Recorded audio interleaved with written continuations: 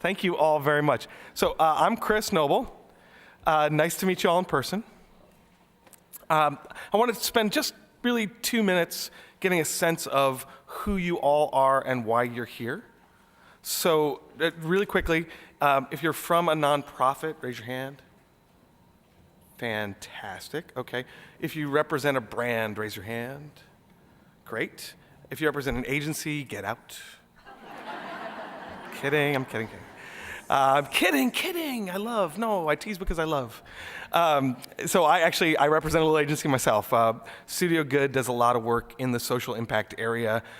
We run campaigns with mostly major brands to raise support and awareness for nonprofits. In our 12-year history, we've run over 900 campaigns, mostly, in fact, entirely digital, all online, Facebook, Twitter, you name it. And we've raised close to $75 million for nonprofits globally. So that's what we do. We're not really here to talk about what we do at all. We're here to talk about what you all need to form excellent cause partnerships to some degree, to take those partnerships digital, to find the right audience, and then to engage that audience for mutual benefit. We have 3 hours. So we don't have anywhere near enough time to cover it all, of course. But what we do have is 3 excellent panelists who have backgrounds that are well suited to inform you of their story and kind of present their case and their perspective, but also to leave plenty of time for questions so that you can ask the things that are nagging you. So we already did the who you are. Now I want to get to the why you're here. So how many people came to CMF to figure out how to launch their first cause campaign? Okay. How many came because they've got some stuff up and running, but they want to perfect it? Okay, and how many came to share their experience because they're so masterful in cause campaigns already? Because we have a chair. All right, so that gives me a good feel. And then one more round of questions, and then I promise we'll get to the heart of it.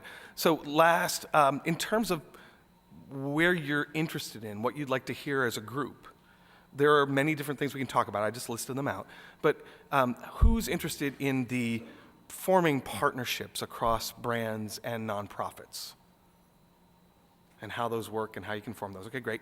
Who's more interested in the execution of those campaigns online, the tools, tips and tricks, thank you. Okay, and then who's interested in more of, in not the tools, but the engagement tactics of bringing your audience to you online? Okay, great. I think we can make you all happy today.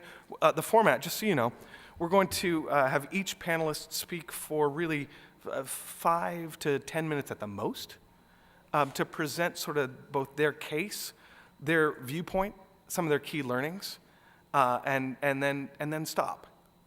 After they go, we should have another really 20, maybe even 25 minutes to actually get to audience questions and to go in depth.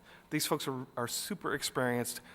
They'll introduce themselves primarily, but they're super experienced. They come from the right segments to cover both, to cover the nonprofit perspective. Jessica Kirkwood worked for Points of Light for over 20 years, most recently as their VP of Digital and Social Media.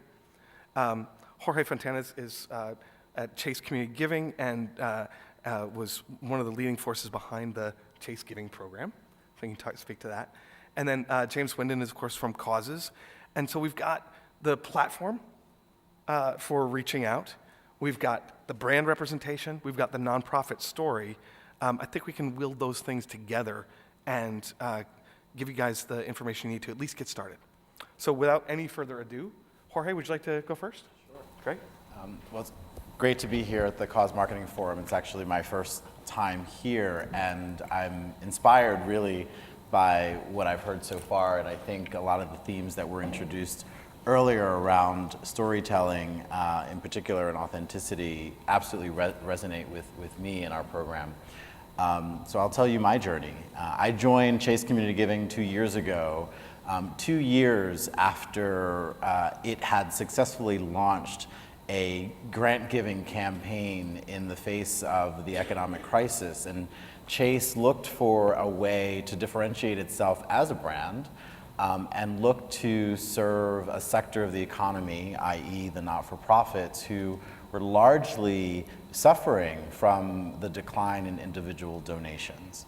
And so hence was born out of a partnership with Facebook, Chase Community Giving, where you, the public, decide what matters. And it was the first time that Chase had really turned upside down, we like to call sort of democratized philanthropy, and not have grant giving be about grant proposals, but rather be a little bit more about the stories and the missions of the charities that we so often participate in locally in our day-to-day lives, but don't necessarily have the bandwidth or resources or really platform to tell their stories in an impactful way. And I think, quite honestly, the organization was surprised by the amount of people that they were able to garner over, really a year period, a short period of time, with 2 million fans. And then the question was, well, now what? How do we sustain and manage and nurture this community of 2 million fans? What do they want? We went out with this intent to give out grants, and now, thank you, Facebook, we now have to feed the beast. And it's something that I think those of you as brand managers who are managing your social media properties are continuously dealing with today. So I can empathize with you there. I was fortunate to come into a program that was born on Facebook. So in some ways, I was glad not to have all the distractions that I think many of us have as brands to make decisions on which platforms to go into, because that decision was made for me. All I had to figure out was, how do we continue to build the fan base in an organic way rather than pay for it? And that was a real challenge in the first year, was to solve for how we can shift our media mix away from paid media and more into what I'll call the experience of what it means to be connected with Chase Community Giving.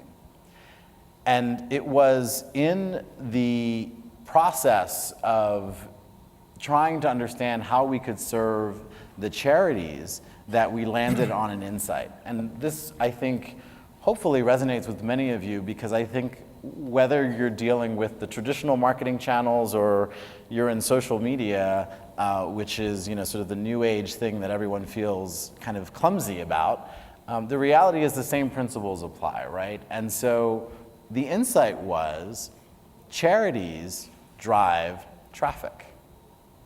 And so how can we engage more charities in our program, potentially reduce the barriers of entry that would prevent a charity from feeling like this program is not for me? I am a small local charity. We spend half the year focused on the annual gala and event. How am I going to spend a few weeks of resources trying to get people to vote for my campaign? And so these were the kinds of questions that we truly were setting ourselves out to answer. And what I think we ended up building was an application that serves charities first, and we're still on that journey. Last year, we did have a very successful program, and we were just discussing before the panel how we were able to utilize our owned assets, right? So here is Chase, sort of the power of brands, to use your owned assets. We have 5,600 retail branches nationwide. We've got 14 million customers that visit chase.com monthly. How do we get those people to care about the charities that they engage with day to day? And so last year's program had us actually filtering through 55,000 nominations, which was crazy and not really expected. But it was a great way for us to prove a point, and that was, if you can first engage your employees around a cause that you believe in and frame the story such that they are now connected to, in this instance, our brand in a unique way, and then motivate those customers locally, you can make a difference. And that's what we were able to do in the past year, and it did lead to one of the highest engagement levels that we've seen on our platform, with 1.5 million voters. And so those numbers are great, but those numbers are also reflective of a period of time that is now almost a year ago, and now we have nearly 4 million fans. And I sit in front of you today, highly transparent, asking the same question I think you're asking yourself, which is, how do I continue to sustain this and build it and nurture this community and continue to engage them in a unique way? And I think where we will end up talking a lot about is storytelling, because what I still can't get myself away from when we think about how we can serve our charities is how we can tell their stories better. And that's what I think the power of a brand connected to a platform with the intent of creating social good and change has the power to do. That's a little bit of my story. So as Chris said, my name's James Windon. I work at Causes, which some of you may know as Facebook Causes. We went through one of the least successful rebrands in the history of rebrands. But I'm lucky enough to come at the question of brand cause partnerships from the perspective of a platform and the perspective of a piece of technology. We have almost 200 million people who've registered to use our platform over the last 5 years. And so we've really got a sense of the sorts of pieces of technology, the sorts of infrastructure that can create meaningful engagements for both nonprofits in doing their work through social channels and also brands. And I had a terrific list of things to run through today. Top 10 list. We learned nothing from ESPN, top 10 list work. And I was on the plane on the way over, and I was reading Mary Meeker's Insights into the Internet came out today. Does anyone know Mary Meeker's report? Anyone? A few hands. Mary Meeker's a partner at a venture capital firm called Kleiner Perkins out in the Valley. And every year she puts out a report which is just remarkable. And she's always ahead of the curve, and it's a deeply analytical report. She used to be a banker on Wall Street. And 4 years ago she was talking about mobile, and 3 years ago she was talking about tablets. And so I expected it would be kind of mobile-ish and e-commerce-ish, and I had a sense of what this report would be about.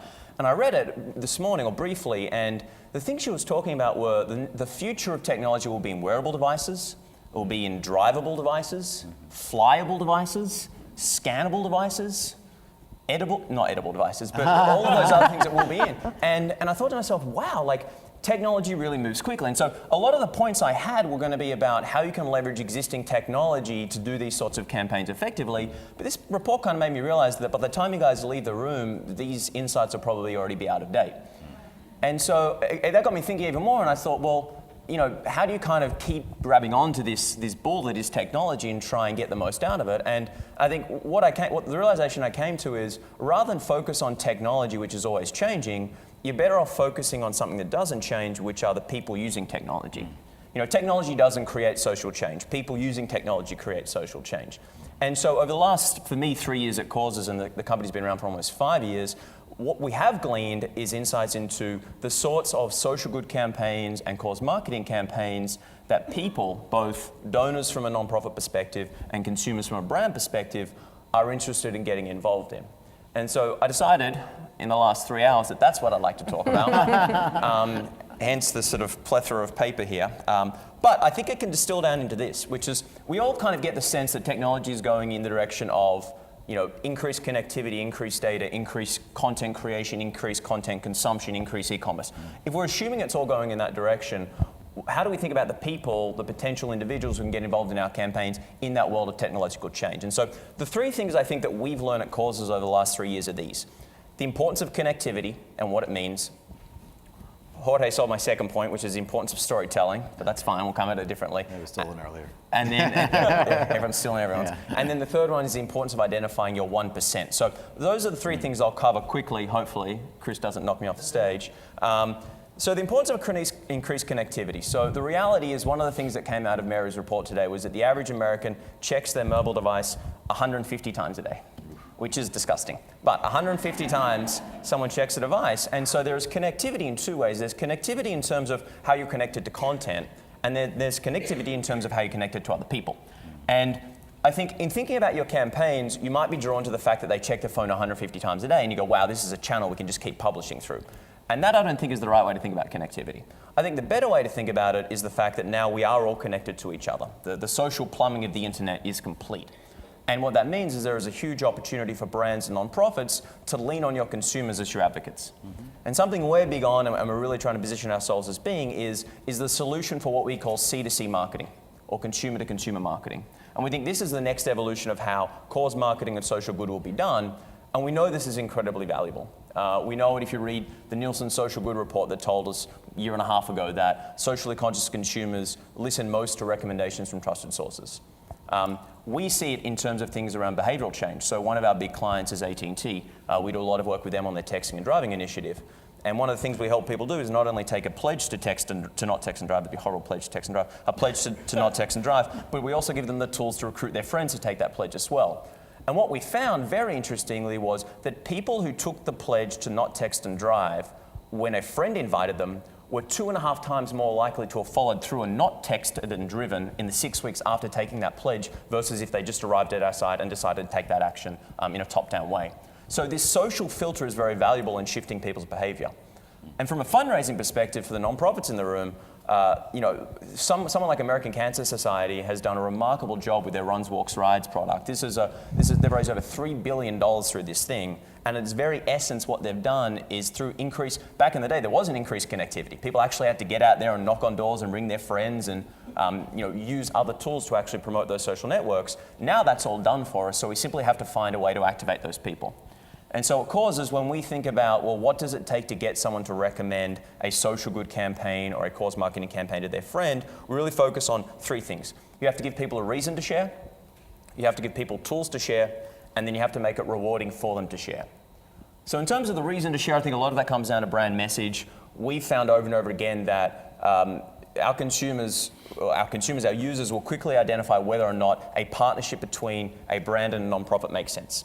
And if it makes sense, they'll share the hell out of it. And if it doesn't make sense, they will not share it at all. And so a reason to share, I think, comes down to authenticity, and we can have that discussion later on in the panel, but I would say that's one thing to keep in mind, give people a reason to share.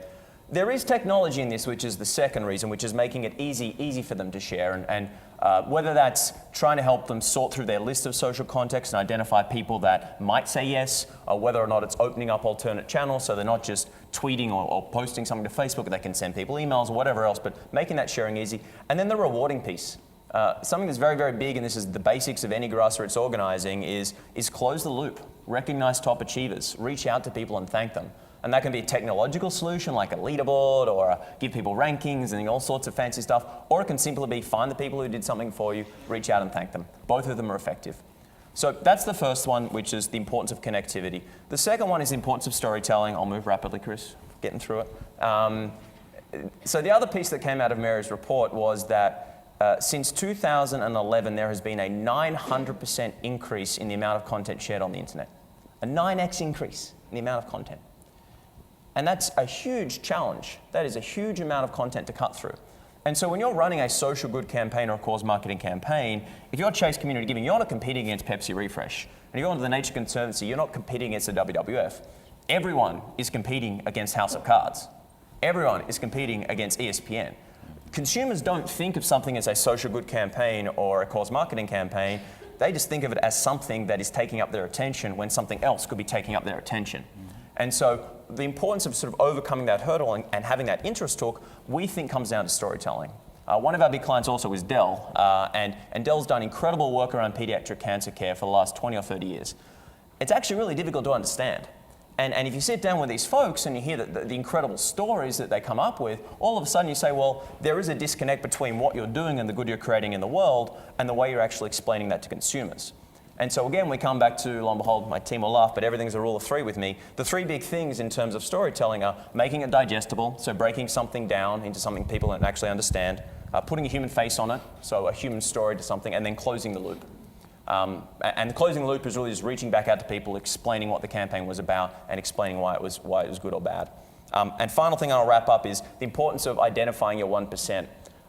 So it turns out lead generation isn't a problem anymore. Right? It's really easy to build a list, whether it's 4 million fans on Facebook, whether it's a big email list where you can buy leads. That's not the problem.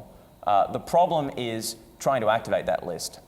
And it turns out that even though this is a brave new world, the same old rules apply. And you really have to roll up your sleeves and identify your 1 or 2 or 5% of people who are the most valuable people. Now, technology can help you with that. Technology from the data perspective can help you understand it. Demographically, what do my top supporters look like? Psychographically, what do they care about? How do I reach out to them? How influential are they? But I would really say don't get caught up on the numbers, because it's very easy to get a big list. Really focus on how do you find those few people who really care about your brand or really care about your nonprofit and activate those people. I'll wrap up there. Fantastic. So I'm Jessica Kirkwood, and I need you to know I'm a pinch hitter today. We were supposed to have Sean King from HopeMob.org, which he would have been fantastic, but he's very ill and couldn't join us. And so I found out I was going to be on this panel about an hour ago. So there's my disclaimer, my allowance to ramble a little bit. Until about 10 months ago, I was the vice president for digital strategy at Points of Light, a big national, international, really nonprofit focused on volunteerism. And I had been there for 20 years, but about the last 4 in digital strategy. And when we first got into it, the CEO came and said, we need to be on this Facebook and Twitter, everybody's doing it, and you're the only one who knows anything about it or cares at all, right?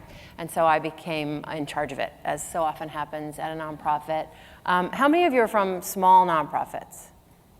And then medium, you would describe, and then the big ones. Okay, so mostly big ones. All right. So when we first got started, we had to understand why we were doing it, and I think, like most of you, it was around creating awareness and generating interest, but ultimately a call to action, in our case, to volunteer. And I was really drawn to all the new technologies, and could they be leveraged to take all of this online activity, all of our likes and comments and shares, can that be translated into real world action? Can I get you up out of your chair from behind your computer and out into the world volunteering? And so that was almost like an anthropologically driven interest for me, like, can I make this work? And I think that it's very important with all of the new technologies that are coming out, and especially in light of the changes that he described, not to do anything if it doesn't align with your ultimate mission, your broader organizational marketing goals. Just because Pinterest is cool, or Vine is even better, there's no reason to be on Vine if you don't have a marketing reason to do so. Now, Points of Light had traditionally, in all its corporate fundraising, had been pretty non-traditional throughout its history in terms of corporate fundraising. Very few sort of traditional annual campaign type approaches. Points of Light works really individually with companies. It doesn't sort of send a proposal without having sat down with them first, understood their philanthropic goals, understood their marketing goals, and tried to craft a partnership, right? And the same was going to be true in our digital play. And really, all of our digital work was just going to be an extension of some of our real world programming. Could we use digital to scale something? Something that we might have been doing in person, like emergency preparedness and disaster response training and volunteer organizing. Could we do that digitally and do more of it? And so I'm not going to take a lot of time, but we did work on an online campaign around emergency preparedness 1 year, and I would describe it as successful, even though we had 3 weeks to throw it together, which I would highly recommend in a way, because you should never let perfect get in the way of good. And one of the great outcomes of putting something together on a shoestring budget and trying it was that we could learn from it, and we had something to show potential corporate partners so that they could imagine how they might fit in, how they might want to change it in year 2. So in terms of digital, if you even have a small budget to mock something up or to run a pilot, it was a very good lesson learned that this very small campaign that we built around emergency preparedness and response then turned into an annual program sponsored by some very big brands. So one of the lessons that I wanted to share was build small and pilot so you can go big. The other thing I really want to drive home with a digital play is all of us need to either plan to spend time finding and building an audience, which does take time, or plan to spend the money to acquire one. I really think that nonprofits often balk. We've shied away, many of us, from advertising. Not all of us, but many of us shied away from spending charitably contributed dollars on advertising. But in social media, increasingly in digital in general, if we don't have an audience that's going to naturally come to a digital campaign, we've got to be prepared to acquire one. So that was the second one. And then the last thing that I want to share, and I really think that there are a lot of, I want to have a lot of time for questions. The hardest lesson, the thing that I did wrong at Points of Light and really regret, is I spent a lot of time working on our social media presence and our digital campaigns and how they fit in.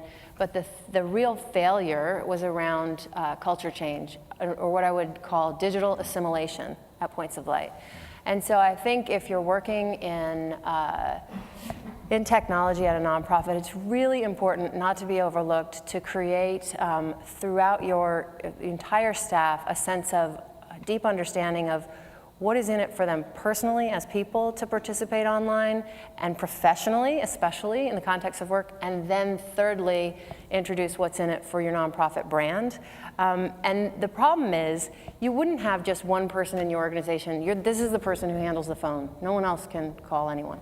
And this is the person who does email, and no one else uses the email, right? And there are a lot of ways that new technologies can be leveraged to do all kinds of functions within your organization, whether it's HR or fundraising or just any kind of relationship building, anything at all. And so I think that in the end, when I left Points of Light, I felt very siloed. Like they would remember, oh, we need a digital part of this marketing campaign at the 11th hour, right? And we weren't involved at the beginning, so involve your digital folks at the beginning of your marketing planning. But partly, really, that was my fault, right? Because I didn't sort of work hard on training the staff and helping them to love it and see all of its potential as well as I could have, so that I was their first thought, so that a digital extension of what they were doing, so that thinking about how technology could give them a scale of impact that they had never dreamed possible, I should have made that their first thought. And so that's one thing I really want to stress is to, if your organization is shifting into digital, make sure there's a digital assimilation among the entire staff. Change the culture at the nonprofit. First of all, thank you guys, all three of you, for sharing that. And I want to get to audience questions. I've got a couple summary thoughts and clunk and questions of my own. So real quick, just there are three themes that I, by the way, James, I do things all in threes too. Good. It's the only way, really. Right. And there's three reasons I do that. There you go. So one of the themes that all three of you have that I think is an important one is an inclusiveness theme, right? Sometimes it's asking the audience to be part of the story, and that's an inclusiveness, right? Sometimes it's getting your colleagues on board with a new mission, right? And sometimes it's using, it's your thing about not being scared of the new technology, right? Not trying to figure out what it is, but being open to it and including people in your story, whatever your story is. There's a fearlessness in there which comes straight after that, right? And there's and I think I want to explain fearlessness too, because I did those questions at the beginning and said, who's a brand and who's a nonprofit? And what I think the panel would encourage us to do, and what I would directly encourage you all to do, is stop necessarily thinking of yourselves as nonprofits. Everybody in the room is a brand. Everybody is a brand. You're representing whatever that is. Your brand comes from your mission and it comes from your values, but it's still in this new world where everybody's in the media. It's your brand. And then the third main theme I heard, which we're going to hear a lot of in this next 2 days, and I'm coining it, so bear with me, because we hear a lot about story and authenticity and why it's important, and I think we hear it so much that we become a little tone deaf to it. So I am now right here going to call it story-ificness. What did he call it? What was the second one? What is it?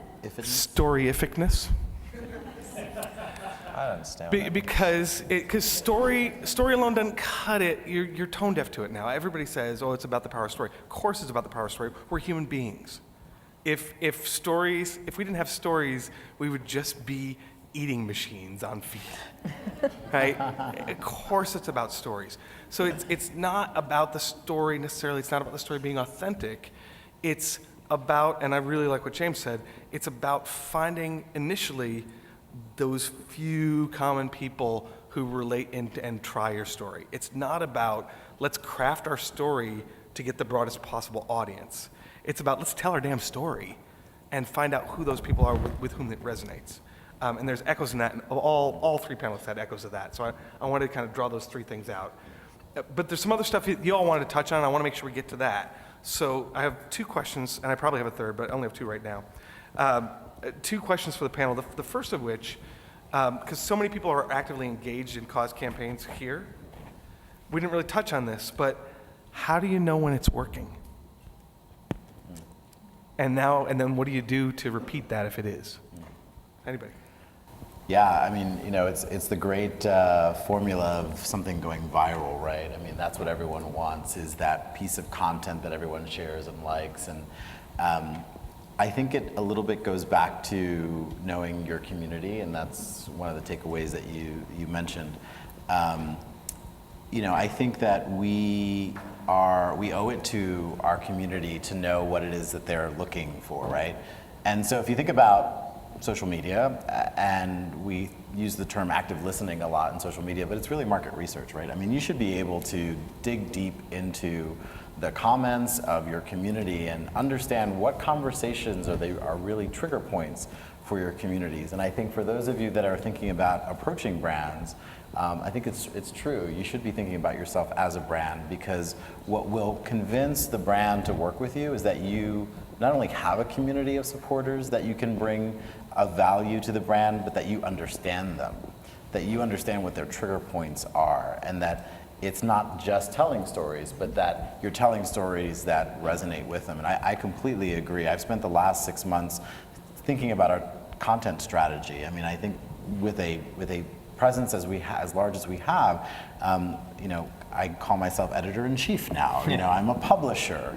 And so there's an expectation that the content that we deliver is of quality, and increasingly of higher quality as we move forward. So it's true. It's not just about telling stories, but knowing which ones will work well. And then when they do work well and you see that organic activity happening, then buy some media and push it further so that more people see it.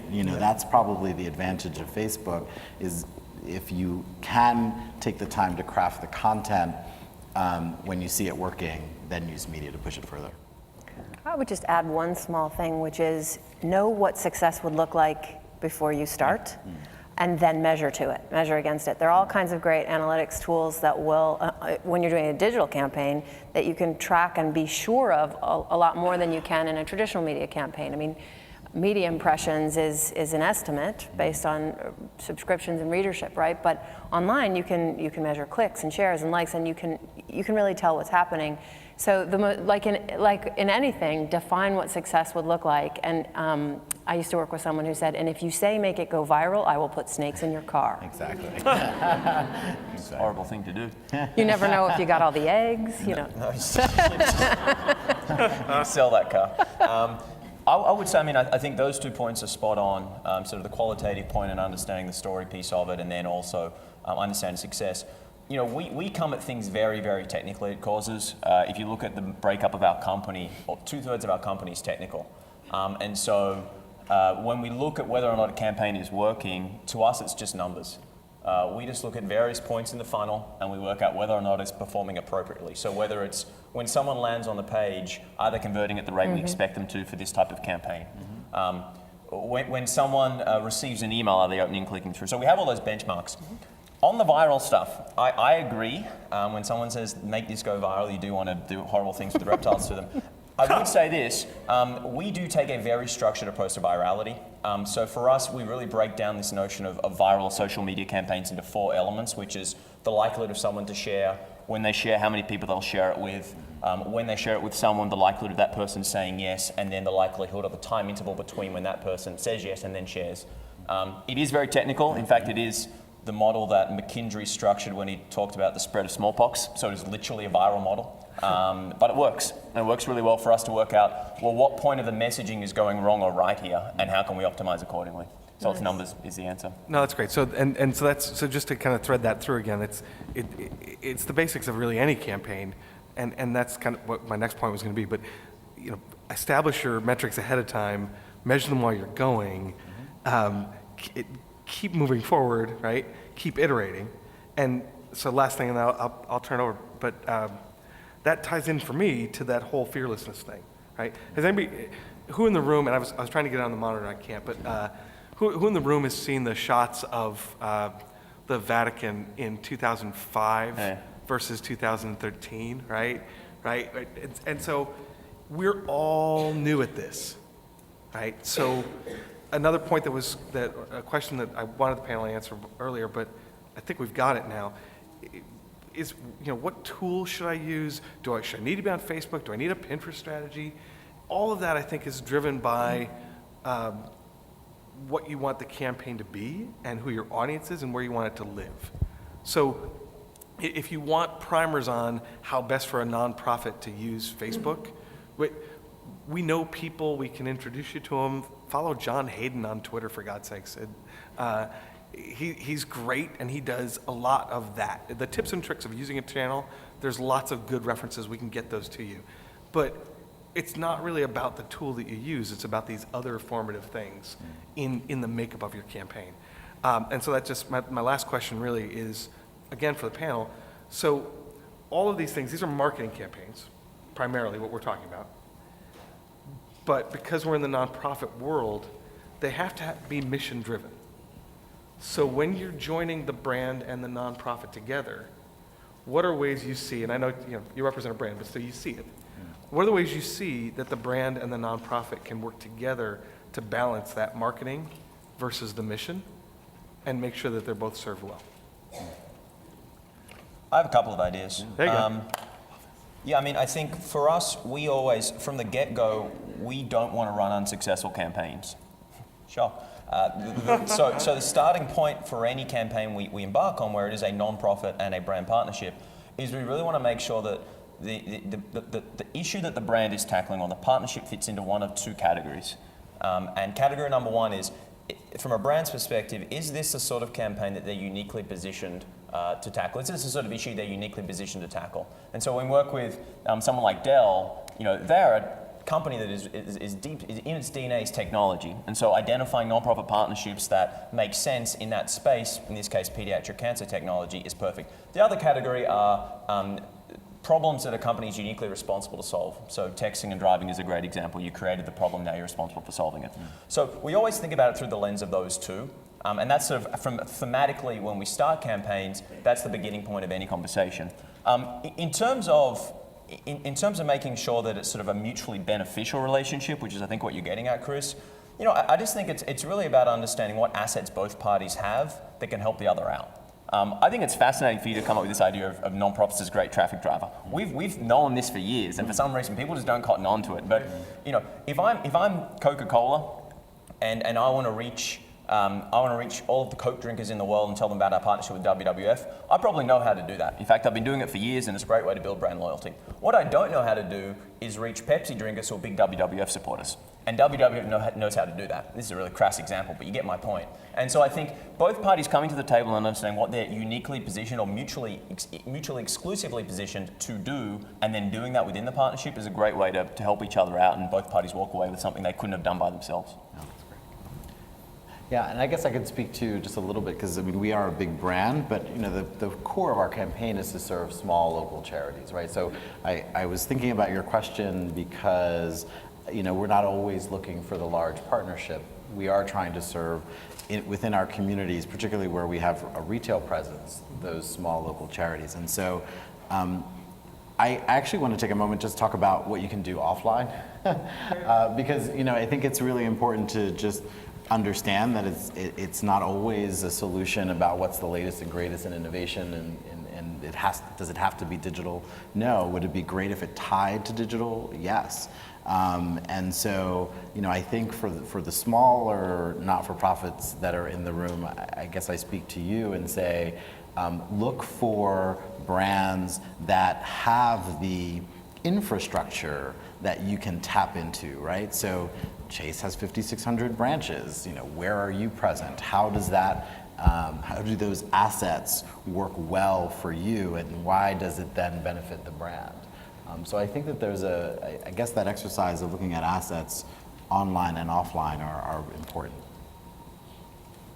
As you talk about authentic storytelling, where do you see the role of branded content, either by the nonprofit or the brand corporation, versus user-generated content to tell the story most effectively, looking ahead, both currently as well as moving ahead to, say, 2014 and 15? Yeah, so maybe for those that couldn't hear as well, so I think you're asking a question about branded content and what role does it serve, either from the side of the brand or the not-for-profit. And I would say it's absolutely, I think, another big theme for 2013, and I think going into 2014 is a big priority for us in particular. And so I think we're cautious to one, make sure that we're surfacing stories that make sense, that are authentic, that are kind of all the principles that we've been talking about. I think that it's important to be transparent and disclose at the right moments, right? So if you're on Chase Community Giving's Facebook page, you would expect to be served messages that are probably about us or our charities. But if I'm going to, BuzzFeed or Chronicles of Philanthropy or whatever other sites you visit, do I necessarily expect an ad with similar content sponsored by Chase or with a message that's specific to Chase? And I think the natural inclination is no, I don't expect that to happen. So that needs to be really transparent up front. One of the partners and folks that I think are doing it really well is Participant Media and their Take Part platform. So what they do for brands that specifically sponsor content, they say right underneath the ad, this is why this advertiser has spent the money to sponsor this piece of content. And I think we're in an age where that level of transparency is necessary, because if not, the end users that are consuming that media are going to not trust the brands or the platforms that are serving that content. I'm thinking of something that Doug was talking about in his keynote about being authentic. And if the partnership that you've created is purely transactional, it's going to be difficult to tell a branded story that feels right for your nonprofit.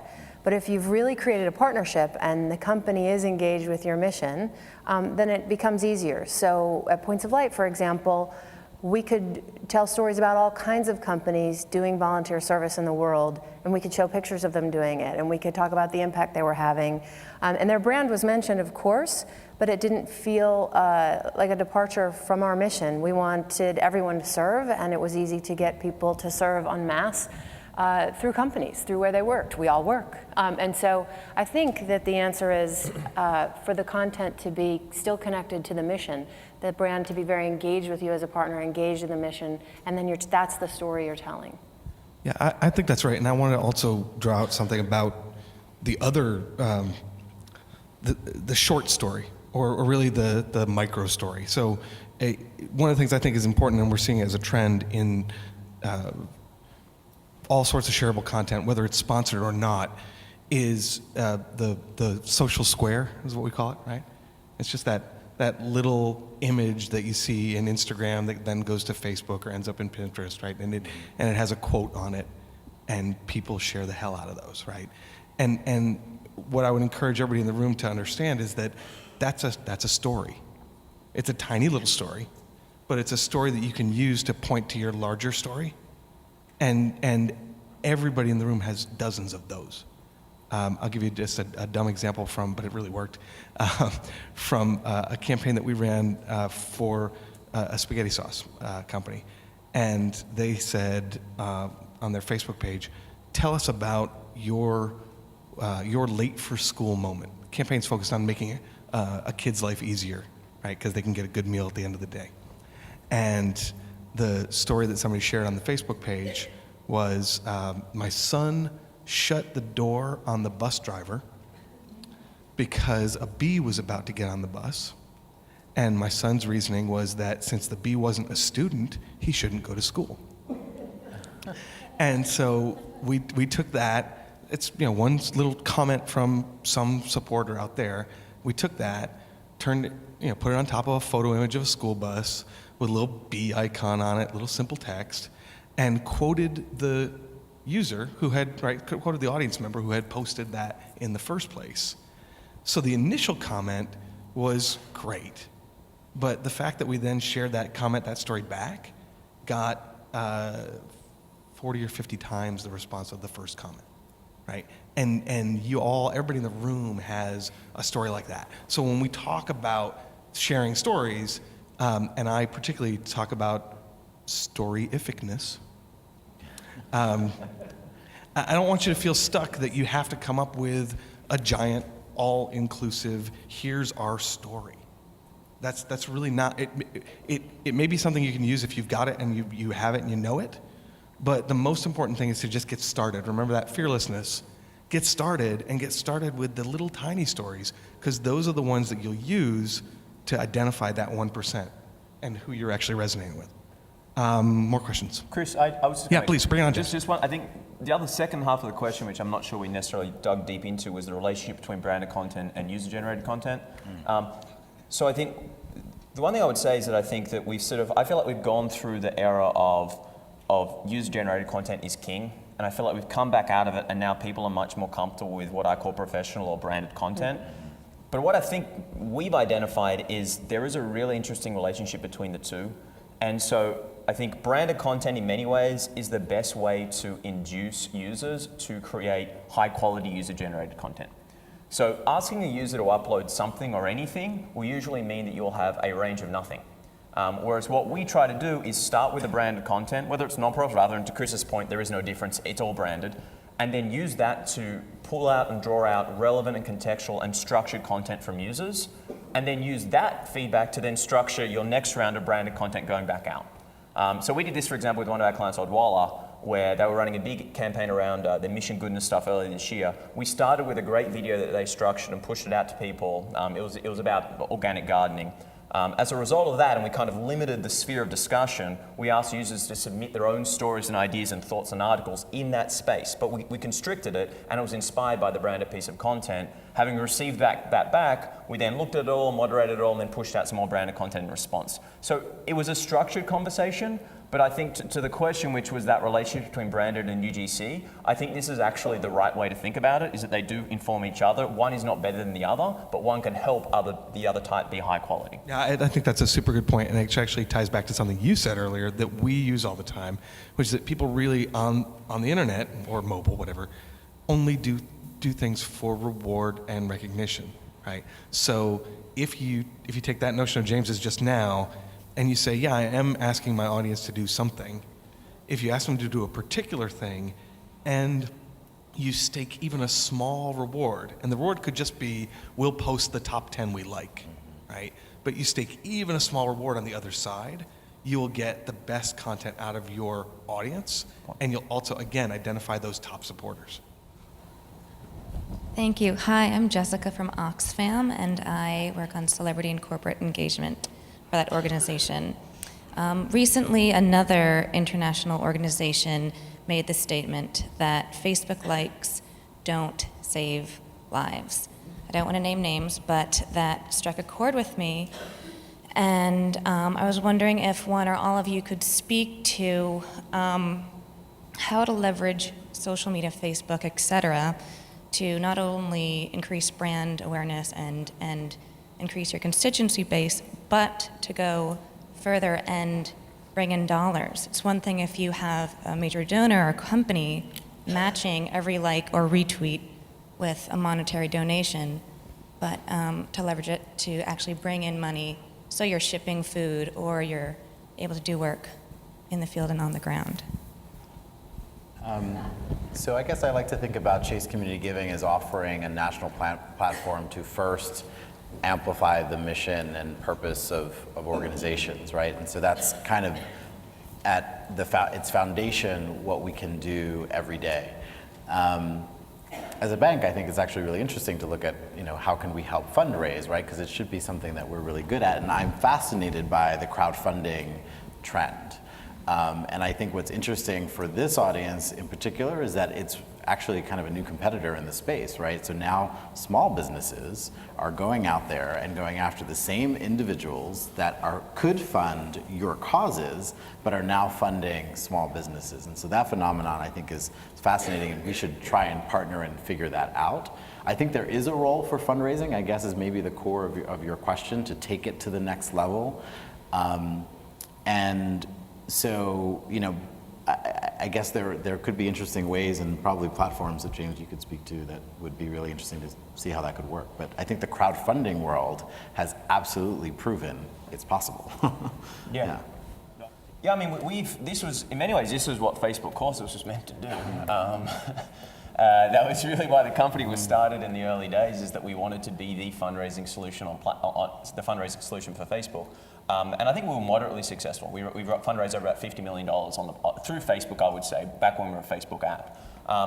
The disconnect, and it still hasn't happened, commerce, and I include fundraising in there, because fundraising is just another type of commerce. Commerce hasn't really shifted to Facebook. Right. It hasn't really shifted to any of these platforms. I've seen a few interesting attempts at it. Gumroad's a great attempt on Twitter at the moment that's doing a pretty good job of creating paywalls for branded content. But as a whole, I just don't think, I think it comes back to the reason people go to these platforms. And fundamentally, it's not to spend. It's to consume, but to consume content. Mm-hmm. And I think that goes back to why people give, right? People give in reaction to something. They give in reaction to, as you said, a disaster. They give in reaction to a friend asking them. They give in reaction to time, right? Last week of the year, everyone's giving money then. Mm-hmm. And so I think that unless you can mirror or match that experience on Facebook with something that's going on, they're reacting to something, it is challenging. And I mean, for us at Causes, we decided that because Facebook and Twitter and Pinterest, they're all general purpose social networks, there is room for a social good network or social good social network, which is what we're endeavoring to be. And the rationale there is that people come to Causes for a very specific reason, which is to do good in the world. That's the mindset they're in, and that's the mindset when they're more likely to give money in those circumstances. Yeah, you're good. I was just going to say that when I hear a comment like Facebook likes aren't that important, what I read into it is that whoever is talking to you doesn't understand the value. And what they're asking you is, show me how this is making a difference, because it's sucking down limited resources and time, human resources. And so we at Points of Light weren't using those platforms for fundraising, and we decided this is where we're meeting people. We're meeting people for the first time, and we wouldn't ask them for money before they had come to serve with us. I wouldn't just walk up to you on the street not knowing you and ask you for money. So what we would do instead is try to drive them back to our website or microsite or campaign where we were doing something and could engage them more. We saw Facebook and Twitter as a way to initially, it was like a friend raiser. We would raise friends, hopefully we would get their email, we would start to engage them, and eventually ask them for money. Now that said, again, I'm going back to analytics. What I would do to make a case for the time that I was spending was watch the connectivity between on our web analytics, on our website analytics, what kind of traffic is coming to pages that are specifically pages for calls to action, whether they're calls to participate in an event or calls to volunteer for a particular cause or to raise money. What percentage of the traffic to that website, to that web page is coming from social media? And we could break it out by platform. And then how much money did we raise in a given time span, or how many volunteers did we enroll? And we can do the math. If 25% of the web visits came from Facebook, then we can assume that 25% of the people that signed up came from our efforts in Facebook. And you can then start to connect your social media efforts to your mission, to your regular goals, which are get more people to volunteer, raise more money. You start to make that connectivity. And there's not really a good social tool yet that I've seen that connects your web analytics to social media analytics. I wish there was. But you can use things that are called UTM codes to sort of force Google Analytics to recognize your traffic and make some of those correlations and provide that analysis to whomever is doubting the efficacy of your time spent there. So, and just last couple thoughts on that. First off, making money versus, so I understand the point of the question, and that post got an awful lot of likes. But for me, it's a great provocative question. It's the wrong question to ask. So at a very, very base level, if you have, as we've already said, if you have a big social media audience, it's easier to tempt brands into partnership. So there's that. The second one is, if you have a big social media audience, you have greater potential to do funding challenges, not direct solicitations. I don't think direct solicitations work in social media, and I'll get to why in my third thing. But you can do funding challenges that we do see work. Run Walk stuff works and can go through social very well. I'm doing a X, and Movember is a great example of a social campaign that works. And back on James's point, that is because those campaigns engage the friend-to-friend dynamic. If your nonprofit is asking for direct donations via Twitter or Facebook, you are shouting into a hole. And the reason you're doing that, or the reason I think it's shouting into a hole, is because of the third thing, and the third thing shocks me. So my dark past is running political campaigns. We don't speak of it. And before that, doing grassroots fundraising for nonprofits. And we never, ever, ever, ever, ever, ever asked somebody for money if we hadn't thanked them for 7 other things at least. Thank you for showing up to this. Thank you for buying our t-shirt. Thank you for inviting friends to this. Thank you for sealing the envelopes. And somewhere along the line, with the dawn of social media, I think as nonprofits, we have forgotten about the thank 7 times, ask once rule. So when somebody says to me, I'm not raising any damn money on Facebook, I say, when was the last time you thanked your damn Facebook audience? So there you go. That's about all we have time for. We're all going to be up here up front for a little while longer. I hope you guys had a good afternoon. As you have other questions, feel free to come on up and ask us, but thank you all for your kind attention. Thanks, Chris.